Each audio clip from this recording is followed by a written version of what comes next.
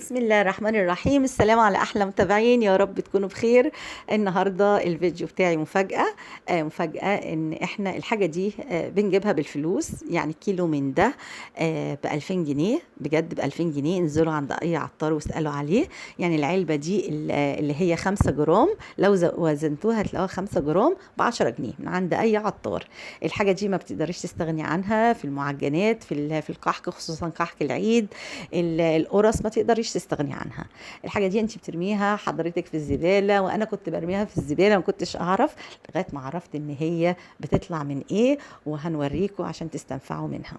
العلبه دي ب10 جنيه، انت بتقدري تستغني وتعمليها في البيت.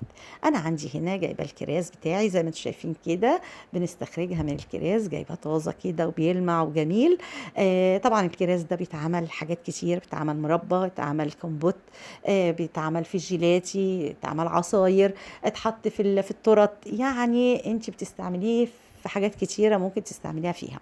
انا هنا جايبه عصايه شيش طاووق، وهنوريك ازاي تطلعي البذره من غير ما تجرحي الكرزايه، وتسيبيها زي ما هي كده، عشان لو حبيتي تعملي بيها كومبوت او اي حاجه، او تحطيها على جاتو، او تحطيها على تورت، تطلعيها كده سليمه من غير ما تيجي جنبها. بعصايه الشيش طاووق كده من فوق كده بالراس المدببه كده، بتعملي لها خرم.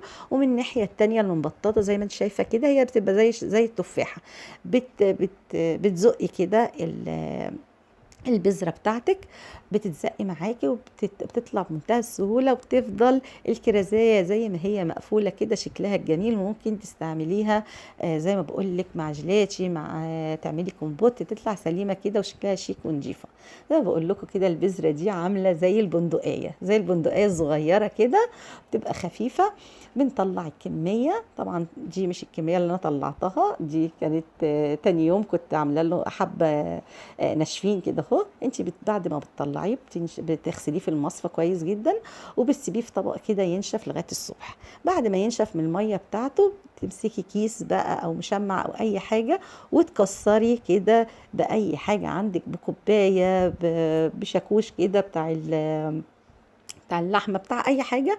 هتبصي تلاقي اتكسر معاكي زي البندقيه، وطلع منها المحلب بتاعنا. المحلب ده طبعا انت بتستعمليه لا غنى عنه في الكحك بتاع العيد، في القرص، في معجنات كتير بتحطي المحلب، بيبقى طعمه بيدي طعم للمخبوزات، طعم جميل جدا. زي ما انتم شايفين كده، كميه حلوه.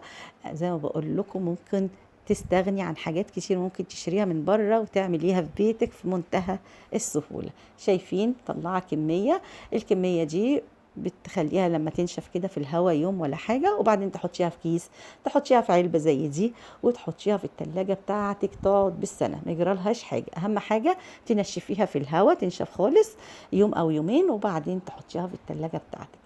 زي ما انتم شايفين، دول 5 جرام ب10 جنيه، يعني الكيلو ب2000 جنيه.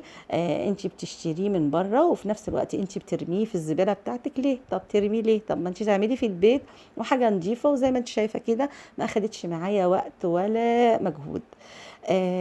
زي ما انتم شايفين. يا ريت لو عجبكم الفيديو ما تنسوش تتابعوا مطبخ فادية قاسم، وتعملوا لايك عشان يوصل لناس تانية بالله عليكم. واسيبكم في رعاية الله وحفظه. كانت معاكم فادية قاسم.